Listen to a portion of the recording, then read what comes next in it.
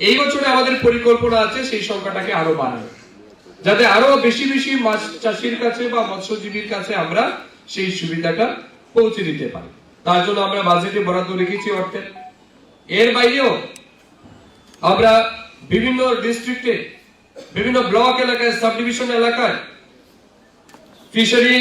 ফিশিকালচার knowledge centre আমরা গড়ে তুলছি। ফিশিকালচার নলেজ সেন্টার গড়ে তোলার কারণই হচ্ছে একটা, এই নলেজ সেন্টারের মাধ্যমে যারা আমাদের ওই পার্টিকুলার এলাকার যারা ফিশ ফার্মার আছেন তারা সেই নলেজ সেন্টারে যাবেন, মাছ চাষ করতে গিয়ে সরকারিভাবে টেকনিক্যালি, থিওরিক্যালি, ফিজিক্যালি যা সহযোগিতা প্রয়োজন, এই সমস্ত সহযোগিতা বা সুবিধা সেই ফিশিকালচার নলেজ সেন্টার থেকে যাতে আমরা এক্সটেন্ড করতে পারি, তার জন্য কিন্তু এই প্রোগ্রাম চলছে। ইনফ্রাস্ট্রাকচার ডেভেলপমেন্টের কাজ কিন্তু আমাদের চলছে। রিসেন্টলি বিভিন্ন জায়গাতে আমি নিজেই সেগুলি উদ্বোধন করছি। আমাদের নতুন আরো অনেকগুলি পড়ে আছে যেগুলি আমাদের উদ্বোধন করতে হবে, তার জন্য আমাদের দপ্তর কাজ করছে। এর বাইরে রিসেন্টলি আমরা আরেকটা সিদ্ধান্ত নিয়েছি, এবং আপনারা জানেন, অনেকে আমাদের দপ্তরের সমস্ত আধিকারিকরা জানেন, আমি দায়িত্ব নেওয়ার পর প্রায় আমার পুরো রাজ্যে সমস্ত ডিস্ট্রিক্ট লেভেলে আমরা সেকেন্ড রাউন্ড রিভিউ মিটিং আমরা করতে পেরেছি, এক্সেপ্ট সিপাহীজলা ওয়েস্ট, এবং প্রত্যেক ব্লক লেভেলেও আমরা গেছি, বিভিন্ন ফিশ ফার্মারের বাড়িতে গেছি, বিভিন্ন প্রগ্রেসিভ ফার্মারের তাদের হ্যাচারি আমরা ভিজিট করেছি, তাদের ওয়াটার এরিয়া ভিজিট করেছি, কিভাবে তারা মাছ চাষ করে স্বয়ংসম্পূর্ণ হয়েছেন সেগুলি আমরা দেখেছি, আমাদের গভর্নমেন্ট ফার্ম যেগুলি আছে সেগুলি ভিজিট করেছি। এই সবকিছু দেখার পর আমাদের কাছে যেটা মনে হয়েছে, বিভিন্ন মানুষের কথা শুনে যেটা আমাদের মনে হয়েছে, আমরা দেখলাম এমন অনেক ফিশারম্যান আছে, শুধুমাত্র কি বলুন, তার যে পুকুর তৈরি হয়েছে, তৈরি হওয়ার পর কিছু হয়তো 1 বছর, 2 বছর, 3 বছর সে মাছ চাষ করেছে, তারপরে সেই পুকুর সংস্কার করার তার মধ্যে আর ব্যবস্থা তার নেই, বা হয়তো সে আর্থিকভাবে ক্যাপাবল নেই যেগুলি সংস্কার করতে পারবে। তার জন্য আমরা একটা পরিকল্পনা নিয়ে নর্থ ইস্টার্ন কাউন্সিলের কাছে আমরা প্রপোজাল পাঠিয়েছি যে আমাদের রাজ্যের যারা ফিশ ফার্মার রয়েছে, যাদের জলাশয় রয়েছে, সেই জলাশয়গুলিকে আমাদের সংস্কার করা দরকার, তবে দেখা যাবে যে মাছের চাষ আরো বৃদ্ধি করতে পারে। তার জন্য আমরা এনএসসি কে প্রপোজাল পাঠিয়েছিলাম। অ্যাকর্ডিংলি এনএসসি আমাদেরকে প্রায় 10 কোটি টাকার স্যাংশন দিয়েছে, যার মধ্যে আমাদের রাজ্যের সমস্ত ফিশ ফার্মারের পুকুর সংস্কারের জন্য আমরা ব্যাংক অ্যাকাউন্টে 50,000 টাকা করে প্রোভাইড করব, যাতে আপনারা আপনাদের পুকুর সংস্কার করতে পারেন। এই সংস্কারের প্রয়োজন আছে তো? আছে তো? তো তার জন্য আমরা পরিকল্পনা নিয়েছি এবং আমাদের বেনিফিশিয়ারি সিলেকশন চলছে। কিছুদিনের মধ্যে এটা কমপ্লিট হলে আমরা আপনাদের ব্যাংক অ্যাকাউন্টে 50,000 টাকা করে পাঠিয়ে দেব, যাতে আপনারা আপনাদের পুকুর সংস্কার করতে পারেন। আরেকটা জিনিস যেটা গুরুত্বপূর্ণ, আপনারা স্বীকার করবেন, যেমন ধরুন কোন মানুষ নোংরা জায়গায় থাকতে পারে? পারে কি? থাকতে পারে না। মানুষ তার সুস্থ সুন্দর জীবন যাপনের জন্য তার হাইজিনিক পরিবেশ দরকার, একটা নির্মল পরিবেশ দরকার। ঠিক তেমনি আমাদের পৃথিবীতে যত জীবজন্তু আছে তাদেরও কিন্তু বাঁচার জন্য একটা সুন্দর পরিবেশ দরকার, ঠিক না? আপনার বাড়িতে যে গরুটা আছে, মনে করুন যদি আপনাদের বাড়িতে কেউ গরু পালন করে, ছাগল পালন করে, তাকে কি আপনার বাড়ির ইউরিন বা টয়লেটের পাশে রেখে দিলে সে বাঁচতে পারবে? রাখবেন কি কেউ? নিশ্চয়ই রাখি না। কেন রাখি না? কারণ নোংরা জায়গাতে কেউ থাকতে চায় না, বাঁচতে চায়। সিমিলারলি যে মাছ আছে, আমি সায়েন্টিফিক পারসন নই, আমি টেকনিক্যাল পারসন নই, আমি কিন্তু ফিশারিতে কোনো আমার ডিগ্রি নেই, তবু আমার এই প্র্যাকটিক্যাল অভিজ্ঞতা যেটাই কিছুদিন যাবত বুঝলাম, মাছ যেগুলি পুকুরে, আমরা যে পুকুরে মাছ আমরা চাষ করি, এই বছর গত মনে করুন 5 বছর যাবত আমরা মাছ চাষ করছি, মাছেরও তো একটা মল ত্যাগ করে না, করে না? মাছও তো মল ত্যাগ করে, মাছও তো কিছু না কিছু, তার থেকেও তো কিছু না কিছু ওয়েস্টেজ যায়। এই ওয়েস্টেজটা কি হয়, এটা কিন্তু জলে থাকতে থাকতে থাকতে থাকতে একসময় কিন্তু এটা পুরো জলের একটা প্রলেপ হয়ে যায়, ঠিক না ভুল? আমরা অনেক সময় যেটা বলি যে গ্যাস হয়ে গেছে জলে, এই কারণে মাছ মারা গেছে, এটা আমরা গ্রামের মানুষ অনেকে বলি। আসলে গ্যাস বলতে কিছু নাই, মূল সমস্যা হচ্ছে নিচের জলাশয়টাকে পরিষ্কার আমরা করি, অর্থাৎ আবর্জনা ময়লা জমতে জমতে একসময় সেটা মাছের থাকার যে পরিবেশ দরকার, এটা বিপরীতপন্থী হয়ে যায়। বিপরীত হওয়ার কারণে কি হয়, মাছ কিন্তু সেই লেভেলে গ্রোথ করতে পারে না যে লেভেলে তার গ্রোথ হওয়া দরকার। এই কারণে আমরা অনেক ফিশারি ক্ষেত্রে যারা এক্সপার্ট রয়েছে তাদের সাথে আমরা যখন কথা বলেছি, ইভেন আমি ফিশারি কলেজেও যখন 1-2 বার প্রোগ্রামে গেছি, তারাও সেটা শেয়ার করেছেন যে একবার বছরের শেষে, যেমন ধরুন এখন ফাল্গুন চৈত্র মাস, ফাল্গুন মাস চৈত্র মাসে পুরো জলাশয় শুকিয়ে যায়, ঠিক না? জলাশয় শুকিয়ে যাবে। সেই সময় কি করতে হবে, জলাশয়টাকে শুকিয়ে গেলে পুরো জল শুকিয়ে নিচের একটা প্রলেপ অ্যাটলিস্ট আপনাদেরকে তুলে নিতে হবে মাটিটা। অর্থাৎ একটা প্রলেপ মাটি থেকে তুলে নিলে কি হবে, এই যে উপরে যে ময়লা বা আবর্জনা জমেছিল এটা কিন্তু উপরে মানে আপনি সেখান থেকে মুক্ত করতে পারলেন, আর নিচে কিন্তু ফ্রেশ সয়েল আপনি পেয়ে গেলেন, মাটি পেলেন। তারপর প্রথম যখন বৃষ্টি পড়লো বৈশাখ মাসে, প্রথম বৃষ্টিতে একটা সুন্দর জল যাবে, নিচে মাটিটা উর্বর হবে, তখন দেখবেন মাছের গ্রোথটা বৃদ্ধি পাবে। ঠিক বললাম না ভুল বললাম? এইগুলি কিন্তু মানে উন্নত মাছ যদি বা আমরা বেশি মাছ চাষ যদি আমাদের প্রয়োজন হয় দরকার পড়ে, তাহলে কিন্তু এই পলিসিতে আমাদের চলতে হবে। আরেকটা জিনিস যেটা আমরা লক্ষ্য করেছি, এটা আমার নতুন অভিজ্ঞতা হয়েছে, এটা আমিও তো আগে জানতাম না, নতুন করে এখন জানতে পারলাম এগুলো। আচ্ছা ধরুন আমরা যারা মানুষ আছি, যখন ছোট্ট একটা বাচ্চা জন্মগ্রহণ করে, তো তার বাচ্চার জন্মগ্রহণের সাথে সাথে তো তার মাতৃদুগ্ধ দরকার, ঠিক না? বা মনে করো অন্য আর্টিফিশিয়াল কোনো দুধের দরকার। এখন যে বয়স ধরুন বিশেষ করে 0 থেকে 6 মাস বা 8 মাস পর্যন্ত সে তো দুধ নির্ভরই চলতে হবে, না ভুল বলছি? দুধের উপর নির্ভর করে চলতে হবে তার। সেই সময় যদি তাকে দুধ না দিয়ে কেউ বলে না তাকে ভাত টাত অন্য কিছু খাইয়ে দেবো, ফ্রাইড রাইস, মাংস, বাচ্চা বাঁচবে কি? সম্ভব হবে না। সিমিলারলি আমরা যখন মাছের পোনা দিচ্ছি, এই যে 500 মাছের পোনা দিচ্ছি, মাছের পোনা দেওয়ার সাথে সাথে তাকে খাদ্য না দিয়ে আমি 6 মাস 8 মাস পরে যদি খাদ্য দেই, তো মাছের গ্রোথ আসবে কি? সেম জিনিস তো, এটা সিমিলার তো, এখানে কোনো ডিফারেন্স নাই। অর্থাৎ যে টাইমে আমি মাছের পোনা দিচ্ছি, সিমিলার টাইমে আমাকে মাছের খাদ্য দিতে হবে। আবার জলাশয়টা পরিষ্কার করার জন্য, হাইজিন মেইনটেইন করার জন্য আমার ডিপার্টমেন্ট থেকে কুইক লাইনের ব্যবস্থা আছে না, চুনের ব্যবস্থা আমরা রাখি, তাহলে চুনটাও সেম টাইমে দিতে হবে। তাহলে কি হবে দেখবেন মাছের গ্রোথটা বৃদ্ধি পাবে। কিন্তু আমরা দেখছি এটা আমাদের কোথাও কোথাও দুর্বলতা বা ব্যর্থতা হতে পারে, যে আমরা মাছের পোনা দেওয়ার কথা মনে করুন বৈশাখ বা জ্যৈষ্ঠ মাস, অর্থাৎ বৃষ্টি পড়ার সাথে সাথে যখন জলাশয়ে নতুন জল আসে, তো আমরা কি করছি সেই সময় জলাশয়ে মাছ পোনা না দিয়ে মাছের পোনা দিচ্ছি মান্থ অফ নভেম্বর বা ডিসেম্বর। তখন অলরেডি পুকুরে জল কমে যায়, ঠিক না? জল প্রচন্ড ঠান্ডা থাকে। এই সময় দেওয়ার কারণে কি হয়, মাছের গ্রোথ কম হয়, কিছু মাছ সার্ভাইভও করতে পারে না।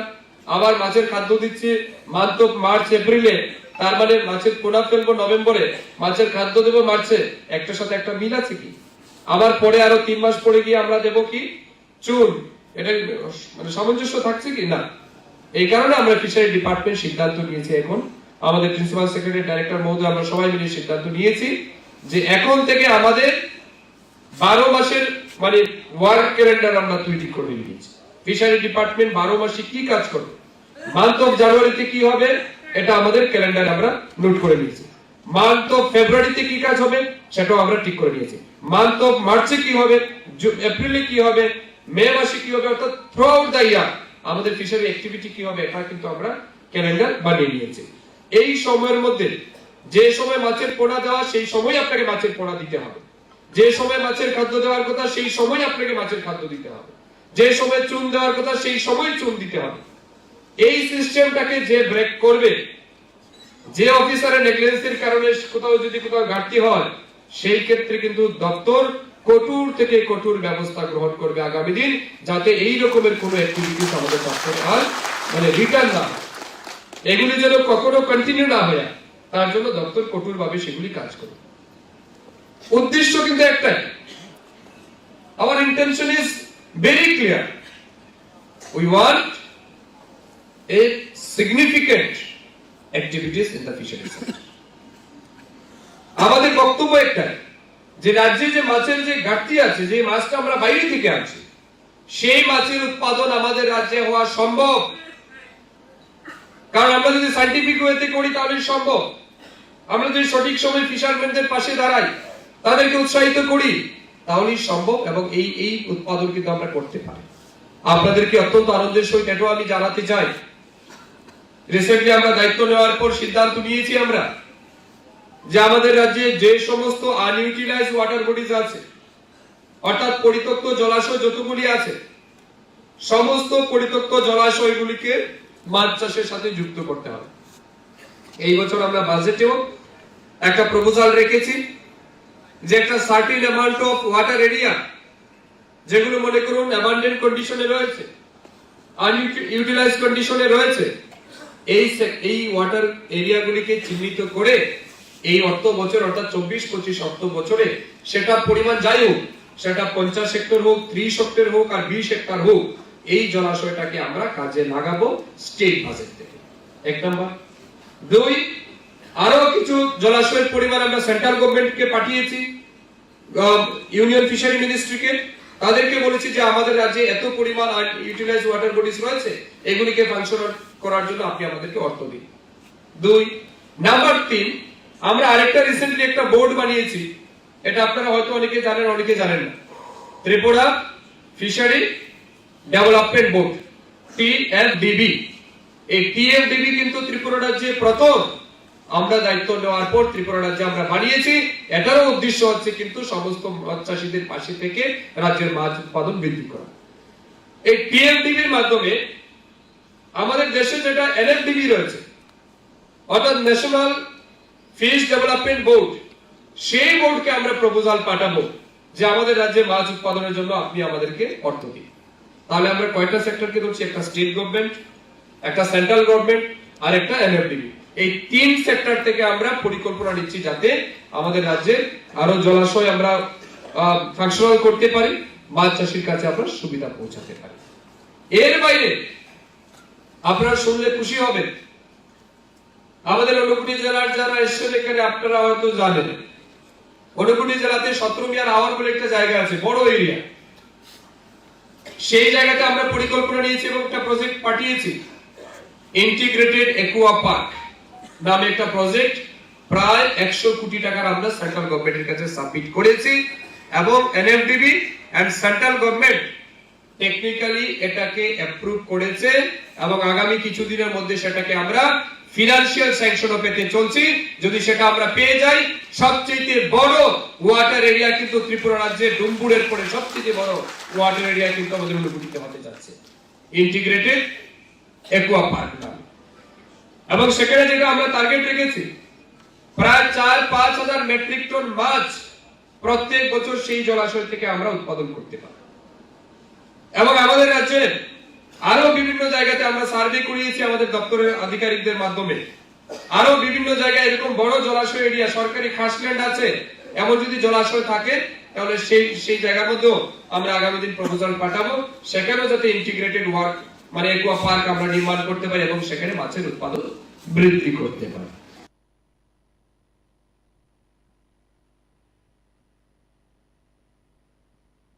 তো সেই লক্ষ্যে কিন্তু আমাদের কাজ চলছে। রিসেন্টলি আমাদের লাস্ট মানে 2-1টা ক্যাবিনেটের আগে আমরা ক্যাবিনেটেও ডিসকাশন করেছি। আমাদের রাজ্যে আপনারা দেখেছেন অনেকগুলি ফরেস্ট এরিয়া আছে না? ফরেস্ট এরিয়ার মধ্যে দেখবেন নিচে অনেকগুলি মিনি বেরিজ আছে, জলাশয় আছে, কিন্তু সেই জলাশয়ের কেউ মালিক নাই। বা অনেক সময় আপনারা ট্রেনে আসতে যেতে দেখবেন অনেক জঙ্গলের পাশে বেশ বড় বড় জলাশয় আছে, এই জলাশয়গুলির মালিক নেই কেউ।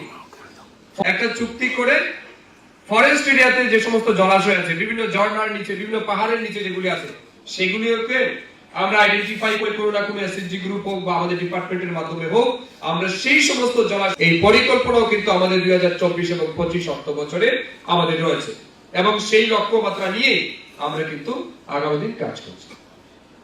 আপনাদেরকে আমি শুধু এটুকু বলবো, বর্তমানে ফিশারি ডিপার্টমেন্ট কিন্তু সুপার অ্যাক্টিভ, সেখানে আপনাদের শুধু সহযোগিতা আমাদের দরকার। আমরা দেখছি বেশিরভাগ মানুষের কি জানেন, আমাদের রাজ্যে বেশিরভাগ মানুষ কিন্তু পুকুর বাড়িতে দেয় নিজের চাহিদা মেটানোর জন্য, ঠিক না? দেখবেন অনেকের বাড়িতে পুকুর আছে, দুর্গাপূজার দশমীর দিন মাছ ধরবে, পয়লা বৈশাখের দিন মাছ ধরবে, মেয়ের বাড়ির বা ছেলের বাড়ির বিয়ে আত্মীয় কেউ আসলে তার জন্য মাছ ধরবে, আত্মীয় স্বজন কেউ আসলে মাছ ধরবে, অর্থাৎ ফ্যামিলি রিলেটেড কি বলে ডিমান্ড মিট করার জন্য তারা পুকুর দেয়, ঠিক না? ভুল বলছি? এরকম আছে না অনেকে বাজারে মাছ বিক্রি করে, অর্থাৎ আমার প্রত্যেকদিন দরকার, আমি এক সময় আমার মনে হলো জাল তুলে ফেলে আমি কিছু মাছ ধরলাম, আমার সংসার চলে গেল। আমার বাড়িতে আত্মীয় এসছে আমি করলাম, বা আমার বাড়িতে কোনো একটা অনুষ্ঠান আছে জাল ফেললাম, কিছু মাছ ধরলাম, আমার ডিমান্ড ফুলফিল করলাম। আমি বলবো সেই জলাশয় দিয়ে কিন্তু আপনি কমার্শিয়াল পদ্ধতিতে চিন্তা করুন। আপনি আপনার নিজের পরিবারকে যেমন মাছ যোগান দেবেন, ঠিক তেমনি আপনার পাড়ার 10টা পরিবারকেও যাতে আপনার পুকুর থেকে মাছ সরবরাহ করা যায়, প্রদান করা যায়, তার চিন্তা করুন। এতে কিন্তু দুই রকমের লাভ। এক, আপনার এলাকার মানুষ মাছে স্বয়ংসম্পূর্ণ হলো। 2, আপনি যাদের কাছে মাছ বিক্রি করবেন তাদের কাছ থেকে নিশ্চয়ই পয়সা পাবেন, আপনি আর্থিকভাবে স্বাবলম্বী হবেন। এই 2 লক্ষ্যমাত্রা নিয়ে কিন্তু আমাদের কাজ করতে হবে। এক হচ্ছে আমাদের রাজ্যে মাছের স্বয়ংসম্পূর্ণ করা, 2 যারা বেকার যুবক যুবতী আছেন মাছ চাষের মাধ্যমে তাদেরকে আর্থিক স্বনির্ভর করা। এই লক্ষ্যমাত্রা নিয়ে আমাদের কাজ করতে হবে। আর আজকের প্রোগ্রাম তারই একটা অঙ্গ। আমরা রিসেন্টলি কেসিসি লোন প্রদানের জন্য কাজ করছি।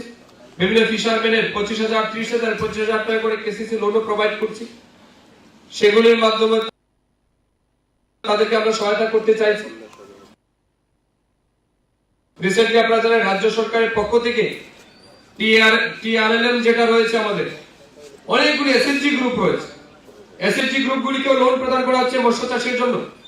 সেদিন এক এসএসজি প্রোগ্রামে ছিলাম, অনেক দিদিরা বলছে যে স্যার আমরা তো লোন নিয়েছি, লোন নিয়ে আজকে মাছ চাষ করছি। আমাদের রাজ্যের মধ্যে নয়, ভারতবর্ষের মধ্যে সবচেয়ে লাভজনক ব্যবসা যদি কিছু হয় থাকে, এটা মাছ চাষের উপরে কিছু না ভুল বলছি? সবচেয়ে লাভজনক ব্যবসা। একটা মাছের পোনা কত টাকা দিয়ে কিনে? 50 পয়সা, 1 টাকা, 2 টাকা, 3 টাকা ম্যাক্সিমাম। 3 টাকার মাছের পোনা জলে ফেলবেন, আপনার কোনো দায়িত্ব নাই, সে দৌড়াতে থাকবে তার মতো করে। একসময় দৌড়াতে দৌড়াতে সে মাছের পোনা 2 কেজি 1 কেজি বড় হয়ে গেল। 2 কেজি মাছের দাম কত মার্কেটে? 2 কেজি মাছ হতে গেলে কত সময় লাগে? কত সময় লাগে? হ্যাঁ, 3 বছর। 1 কেজি হইতে গেলে 8-9 মাস, ম্যাক্সিমাম ধরেন 1 বছর। 1 বছরে যদি একটা মাছ আপনার কি বলে 1 কেজি হয়, 1 কেজি মাছের দাম কত মার্কেটে বর্তমানে? 300 টাকার নিচে পাওয়া যায় কি? 300 টাকা। ফালাইছেন কত টাকা দিয়ে মাছ? 2 টাকা। এটা নিচে খাওয়ান দিচ্ছেন ধরে নেন আরো 10 টাকা বা 20 টাকার বা 50 টাকারও দিচ্ছেন। মেলা এত টাকা তো মাছের খাদ্য লাগতো না লাগলো। আপনি যদি 20 টাকা একটা ইনভেস্ট করেন আর 300 টাকা বিক্রি করেন, কত? 280 টাকা আপনার প্রফিট। এখন আপনি 1 লাখ মাছের পোনা ফলাইলে কত টাকা প্রফিট চিন্তা করেন। আমাদের রাজ্যে এমন অনেক মাছ চাষী আছে যারা শুধু মাছ চাষ করে বছরে 20 লাখ, 30 লাখ, 40 লাখ, 50 লাখ টাকা ইনকাম করছে। এমন লোক আছে। আমি বিভিন্ন রাজ্যে আমার জেলাতে গেছি। আমাদের নর্থে বিষ্ণুপদনাথ নাম শুনেছেন হয়তো, বা নর্থের মানুষ আসছেন। আমি তার ফার্ম ভিজিট করলাম, তার পুকুর ভিজিট করলাম। তাকে জিজ্ঞেস করলাম তার ইনকাম কত? বলছে স্যার সবকিছু দিয়ে আমার বছরে আমার ব্যক্তিগত ইনকাম থাকে, প্রফিট থাকে প্রায় 17 থেকে 18 লক্ষ টাকা, সব খরচা দিয়ে। ভাবতে পারেন? আমাদের কোমারঘাটের সঞ্জীব দাস নামে এক ব্যক্তি আছে, তার নিজস্ব কোনো পুকুর নাই, 36টা পুকুর লিজে নিয়েছে, 36, এবং তার ইনকাম প্রায় বছরে 25-30 লাখ টাকার উপর। সিপাহীজলাতে গেলাম কৃষ্ণদেব বর্মা। কৃষ্ণদেব বর্মা তো আরেক মানে মাছের মাফিয়া বলতে পারেন ত্রিপুরা রাজ্যে, ঠিক না? তার বছরে ইনকাম নাকি 1 কোটি টাকার উপরে শুধু মাছ চাষ করে। সাবিয়েতে গেলাম, কি বলে, রাজনগর, সাউথ ত্রিপুরা, স্বপন ঘোষ, তার বছরে ইনকাম 10 লাখ টাকার উপরে, সব খরচা দিয়ে। এরকম অনেক মাছ চাষী আছে আমাদের রাজ্যে যারা শুধু মাছ চাষ করে, যাদের আর্থিক ইনকাম বছরে 10 লাখ, 15 লাখ, 20 লাখ টাকার উপরে। তাই আমি আপনাদেরকে বলবো, মাছ চাষের চাইতে লাভজনক ব্যবসার কিচ্ছু নাই। যদি কেউ করতে পারে, তাকে কোনো মানে চিন্তা করতে হয় না তার পরিবার কিভাবে চলবে সে তার জন্য। কিন্তু তার জন্য কি দরকার জানেন? তার জন্য দরকার শুধুমাত্র আপনাদের ইচ্ছা শক্তি। এটা আমরা দেখছি, এটা আমাদের জন্য দুর্ভাগ্য। অনেক বিএ পাস ছেলে, মাস্টার ডিগ্রি পাস করা ছেলে, তারা আমাদের কাছে এসে বলে দাদা জীবনে কিচ্ছু লাগে না, কোনো একটা সরকারি অফিসে ঝাড়ু দেওয়ার চাকরি দিয়ে দেন আমার। এমএ পাস ছেলে যদি এক ওয়েব ঝাড়ু দেওয়ার চাকরি দেন, তাহলে এমএ পাস করার দরকার কিছু নেই, পাস করলেই তো হতো, ঠিক না? বল, একটা বিএ পাস ছেলে যদি এই কথা বলে, এটা বলার কারণ হচ্ছে তারা মানসিকভাবে দুর্বল, মানসিকভাবে সবল না।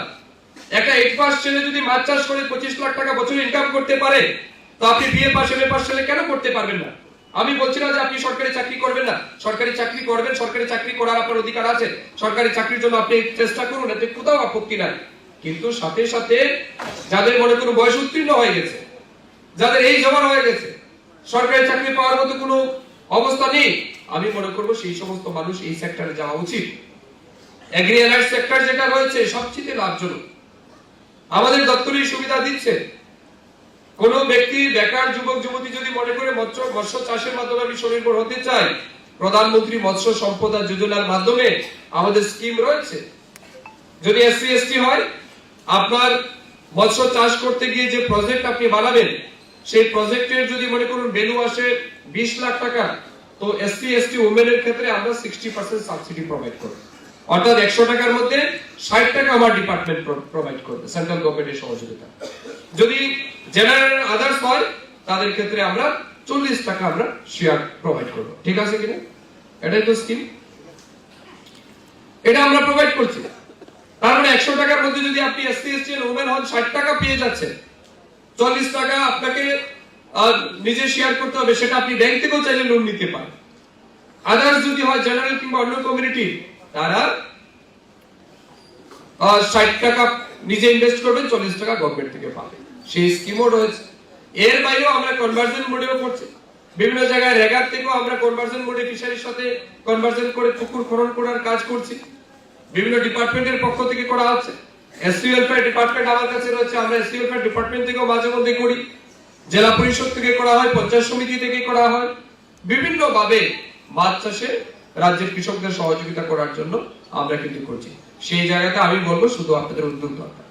স্বামী বিবেকানন্দজি বলেছিলেন, আপনি যদি কিছু করতে চান পথ পাবেন, যদি কিছু করতে চান পথ পাবেন, আর যদি কিছু করতে না চান তাহলে অজুহাত পাবেন।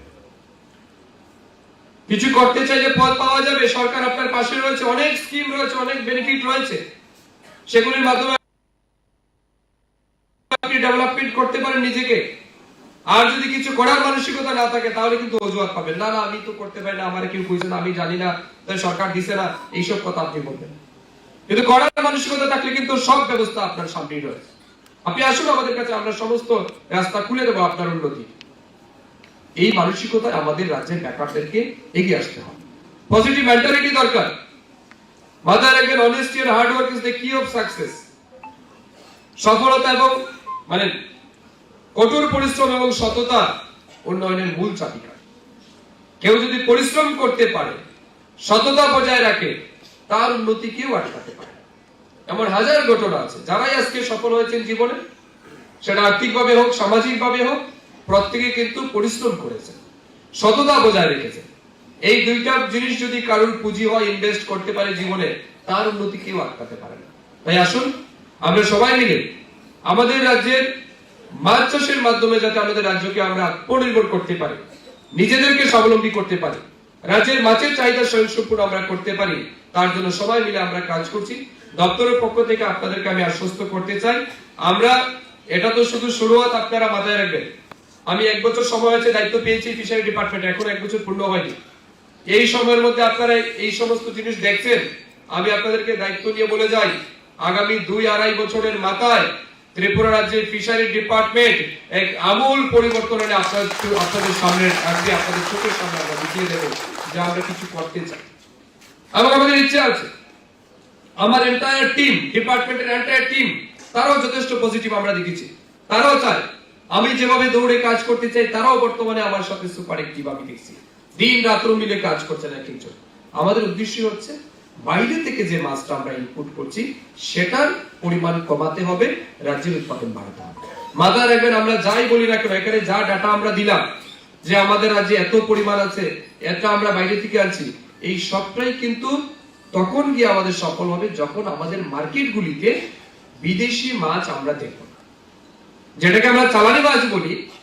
আমাদের রাজ্যের 100% সফলতা আমরা সেদিন বলতে পারি যে ইয়েস, ফিশারি ডিপার্টমেন্ট তার অ্যাচিভমেন্ট করেছে 100%। সেদিন আমরা বলবো যেদিন কোন মার্কেটে, মাছ বাজারে যখন কোন চালানি মাছ আমরা পাবো না, সেদিন কি আমরা গ্যারান্টি দিয়ে বলতে পারি ইয়েস উই ডান ইট। ঠিক না? যখন রাজ্যে বাইরের মাছ যখন আমাদের রাজ্যে আসা বন্ধ হয়ে যাবে, তখনই দেখবেন আমাদের রাজ্যের অ্যাচিভমেন্ট। তো আমরা চাই আপনারা যে জেলা থেকে এসেছেন, আপনারা দায়িত্ব নিন। ইয়েস, আমার জেলায় যে বাইরে থেকে মাছ আসছে, এই মাছ আমরা আটকে দেবো, আমরা আনতে দেবো না, আমরা নিজেরাই সেই মাছ উৎপাদন করবো। পশ্চিম ত্রিপুরা তার মতো করে দায়িত্ব নিক, দক্ষিণ ত্রিপুরা তার মতো করে দায়িত্ব নিক, নর্থ ত্রিপুরা তার মতো করে দায়িত্ব নিক, অনুকুটি, দলাই, সিপাহীজলা, গুমতি, খোয়াই, নিজ নিজ জেলা আপনারা যারা ফিশারম্যান আছেন, আমাদের অফিসাররা আছেন, প্রয়োজনে আপনারা নিজেরা বসুন, নিজেরা বসে পরিকল্পনা তৈরি করুন। যারা আমাদের সফল মাছ চাষী আছে, প্রগ্রেসিভ ফিশ ফার্মার আছে, তাদের সাথে আমাদের অফিসিয়াল যারা আছেন আপনারা বসে আলোচনা করুন কিভাবে আমাদের জেলাকে স্বয়ংসম্পূর্ণ করা যায় মাছ উৎপাদনে। কোথাও মনে হচ্ছে যে মিনিস্টার ইন্টারভেনশন দরকার, কোথাও মনে হচ্ছে ফিশারি দপ্তর থেকে এই সুবিধা আমাদের দরকার, আমাদের কাছে প্রপোজাল পাঠাবে। বলছি উইদিন দা আওয়ার আমরা কিন্তু আপনাদের সামনে রেসপন্স করবো, আমাদের সহযোগিতা আমরা বাড়িয়ে দেবো। সেইভাবে এটা কিন্তু মাথায় রাখবেন, এক ব্যক্তির কাজ না, কিন্তু আমি সুধাংশু দাস চাইলে এটা হবে না, কিন্তু সবাইকে দায়িত্ব নিতে হবে। Right from minister to group B, right from director to fish farmer, সবাইকে দায়িত্ব নিতে হবে। ইয়েস, আমরা একটা বিপ্লব তৈরি করবো এই রাজ্যে, যাতে আমরা রাজ্যে মাছের উৎপাদনে স্বয়ংসম্পূর্ণ হতে। এই পরিকল্পনা সবাইকে নিয়ে আপনারা বাড়ি যাবেন। বক্তব্য শেষ করার আগে আপনাদের সবাইকে আবারও শুভেচ্ছা জ্ঞাপন করছি, অভিনন্দন জানাই যাদের ব্যাংক অ্যাকাউন্টে আজ ৬,০০০ টাকা ঢুকবে। এবং মাথায় রাখবেন, এটাই একটা সরকার, যে সরকার কথা দেয় কথা রাখে। আমরা নির্বাচনের আগে কথা দিয়েছিলাম, আমাদের রাজ্যের মাননীয় মুখ্যমন্ত্রী অধ্যাপক ডক্টর মানিক শাহর নেতৃত্বে আজ আমরা আমাদের নির্বাচনী প্রতিশ্রুতি আমরা রক্ষা করেছি।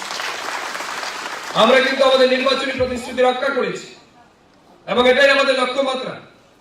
আমাদের দেশের প্রধানমন্ত্রী নরেন্দ্র মোদীজি যে লক্ষ্যমাত্রা নিয়ে কাজ করছেন গরিব কল্যাণের, এই রাস্তা দিয়ে কিন্তু আমরা হাঁটছি, আমাদের সরকার হাঁটছে এবং মানুষের জন্য কাজ করছে। আমাদের বিশ্বাস, সমাজের অন্তিম ব্যক্তি, গরিব ব্যক্তি যারা রয়েছে, তাদের অর্থনৈতিক সামাজিক বিকাশের জন্য আমাদের সরকার সার্বিক দিক থেকে কাজ করছে।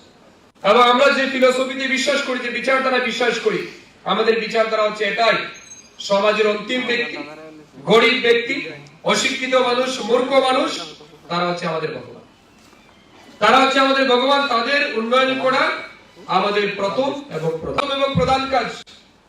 এই লক্ষ্যমাত্রা নিয়েই কিন্তু আমাদের সরকার কাজ করছে। আজ যতগুলি স্কিম আপনারা দেখছেন ভারতবর্ষে, প্রধানমন্ত্রী মোদীজির নেতৃত্বে চালু হয়েছে। গরিব কল্যাণ অন্ন যোজনায় 5 কেজি করে চাল হোক, প্রধানমন্ত্রী আবাস যোজনায় ঘর হোক, জল জীবন মিশনের মাধ্যমে বাড়িতে পানীয় জল পৌঁছে দেওয়ার কাজ হোক, উজ্জ্বলা যোজনার মাধ্যমে গ্যাস কানেকশন পৌঁছে দেওয়ার কাজ হোক, স্বচ্ছ ভারত মিশনের মাধ্যমে পাকা শৌচালয় নির্মাণের কাজ হোক, কিষাণ সম্মান নিধির মাধ্যমে ব্যাংক অ্যাকাউন্টে ৬,০০০ টাকা পৌঁছে দেওয়ার কাজ হোক, আয়ুষ্মান ভারত প্রকল্পে বছরে ৫ লাখ টাকা করে প্রত্যেক ব্যক্তিকে স্বাস্থ্যের সুবিধা পৌঁছে দেওয়ার কাজ হোক, এই সবগুলি কিন্তু অন্তিম পর্যায়ে যারা মানুষ আছেন, আর্থিকভাবে যারা দুর্বল আছেন, তাদের কথা মাথায় রেখে কিন্তু সরকার কাজ করছে এবং আপনারা তার ফসল পাচ্ছেন। 2018 সালের আগের ত্রিপুরা, একবার চোখটা বন্ধ করে 1 মিনিটের জন্য নিজের বিবেককে প্রশ্ন করুন, কি ছিলাম আমরা, কোথায় ছিলাম, কি পেয়েছি 2018 সালের আগে। আর আজকের দিনে একবার চোখটাকে বন্ধ করে নিজের বিবেকের কাছে প্রশ্ন রাখুন, কি কি পেয়েছেন 18 সালের পরে। পার্থক্য আপনাদের সবার সামনে রয়েছে। You can see the differences. কেন আমরা করতে পারছি? কারণ আমাদের উদ্দেশ্যই কিন্তু এটা। আমরা জাতিবাদ, পরিবারবাদ, অনেক রাজনীতির কথা শুনেছি, অনেক রাজনীতির গল্প আমরা দেখেছি, কিন্তু আমাদের প্রধানমন্ত্রী বলছেন যে আমাদের কাছে কোনো জাত নেই, আমাদের কাছে কোনো ধর্ম নেই, আমাদের কাছে কোনো বর্ণ নেই, আমাদের কাছে পরিবারবাদের রাজনীতি নেই, আমরা 4টা জাতিকে বিশ্বাস করি। আমার প্রধানমন্ত্রী জি বলছেন 4 জাতিকে আমরা বিশ্বাস করি। সেই 4 জাতি কারা? এক হচ্ছে মহিলা, 2 গরিব, 3 যুবক, আর 4 আমাদের কৃষক। মহিলা, যুবক, গরিব এবং কৃষক, এই 4 জাতির যদি উন্নয়ন আমরা করতে পারি, দেশ বিশ্বের দরবারে সর্বশ্রেষ্ঠ আসলে পৌঁছে যাবে, কেউ আটকাতে পারবে। এবং এই লক্ষ্যমাত্রা নিয়ে কিন্তু আমাদের সরকার কাজ করছে। আজ মহিলা সশক্তিকরণের কথা এই ভারতবর্ষের মানুষ প্রথমবার শুনছে মোদীজির নেতৃত্বে। আমাদের রাজ্যে প্রায় 5.5 লাখ মহিলা এসএইচজি গ্রুপের সাথে যুক্ত হয়েছে। 5.5 লক্ষ মহিলাদের মধ্যে প্রায় 20% মহিলা বর্তমানে লাখপতি দিদি হিসেবে চিহ্নিত করা হয়েছে, যারা through SHG group, through TRLM আজ লাখপতি হয়ে গেছে। এটা আমাদের রাজ্যে সম্ভব হয়েছে। আমাদের রাজ্যের প্রায় 5.5 লক্ষ মহিলা আজ ব্যাংক থেকে এজ এ রিভলভিং ফান্ড হিসেবে অর্থ পাচ্ছেন এবং সেই অর্থকে ব্যবহার করে কেউ বিউটিশিয়ান, কেউ পার্লার, কেউ ট্রেলারিং, কেউ মুদির দোকান, কেউ মৎস্য চাষ, কেউ রাবারের বাগান, কেউ অন্যান্য ব্যবসা, কেউ ফ্লাইং বিজনেস, এইগুলি করে তারা আজ আর্থিকভাবে স্বাবলম্বী হচ্ছে। আজ দেখবেন মহিলারা বাড়িতে বসে থাকে না, মহিলারা প্রত্যেকদিন বেরিয়ে যাচ্ছে, কিছু না কিছু কাজ করছে। মহিলা সশক্তিকরণের কথা মাথায় রেখে 33% রিজার্ভেশন আমাদের সরকার চালু করে দিয়েছে। মহিলা সশক্তিকরণের কথা মাথায় রেখেই ত্রিপুরা রাজ্যের টিএসআর নিয়োগে first time in Tripura history 10% মহিলা টিএসআর নিয়োগ করা হয়েছে। ফার্স্ট টাইম কিন্তু ত্রিপুরা রাজ্যে মহিলা টিএসআর এর ব্যাটালিয়ন, এর আগে কোথাও মহিলা টিএসআর ব্যাটালিয়ন ছিল। আজকে থেকে যত সরকারি চাকরি হবে সমস্ত সরকারি চাকরির ক্ষেত্রে 33% রিজার্ভেশন আমাদের সরকার মঞ্জুরি দিয়ে দিয়েছে। এর বাইরে পলিটিশিয়ান মানে রাজনীতির ক্ষেত্রেও সামাজিক সম্মানের ক্ষেত্রেও 33% মহিলাদের অগ্রাধিকার। এইভাবে সরকার কাজ করছে। ওই যে কৃষি ক্ষেত্রে আপনারা দেখছেন ড্রোন ইউজ হবে বর্তমানে আধুনিক কৃষি কাজ করার জন্য। এই ড্রোন চালাবে কারা? এটাও দিদি চালাবে। দিদি ড্রোন মোদিজি চালু করে দিয়েছে। এইভাবে হাজারো পরিকল্পনা প্রকল্পের মাধ্যমে এই সরকার কাজ করছে। আজ কৃষকদের জন্য সরকার কাজ করছে, গরিবের জন্য কাজ করছে। গরিব কল্যাণ অন্ন যোজনায় আমরা 25-30 বছর একটানা সরকার দেখেছিলাম 25 কেজি ফ্রি চাল কেউ পায়নি, কিন্তু আজ মোদিজির নেতৃত্বে আজ প্রায় 3 বছর যাবত ফ্রিতে মাথা পিছু 5 কেজি করে চাল পাচ্ছেন, সেটাকে আরো 5 বছর মোদিজি এক্সটেন্ড করেছে। এই সবকিছুই কিন্তু সম্ভব হচ্ছে আজ মোদিজির নেতৃত্বে। আমাদের ইনফ্রাস্ট্রাকচার ডেভেলপমেন্টের ক্ষেত্রে বলুন, কোথায় আমাদের রাস্তাঘাট আগে কোথায় ছিল? ত্রিপুরা রাজ্যে একটা national highway, Assam Agartala road, আর কোনো ন্যাশনাল হাইওয়ে নেই। আজ 10টা ন্যাশনাল হাইওয়ে আমাদের রাজ্যে চলছে। আপনাদেরকে অবগতির জন্য জানাই, এখানে যারা নর্থ থেকে এসেছেন, অনুগুটি থেকে এসেছেন, আপনাদের জানা আছে 2018 সালে যখন আমি প্রথমবার এমএলএ হই, তখন এমএলএ হয়ে যখন আগরতলাতে আমি আসতাম, বাড়ি উঠে আমার সময় লাগতো 5 থেকে 5.5 ঘন্টার সময়, মধ্যে কোথাও রেস্ট নিতে হতো। আর আজকের দিনে 2024 সালে এসে আমি যখন বাড়িতে গাড়িতে উঠি আর আগরতলা পৌঁছাই, কত সময় লাগে জানেন? মাত্র 2.5 ঘন্টায় আমি পৌঁছে যাই আগরতলার শহরে, মাত্র 2.5 ঘন্টার সময়।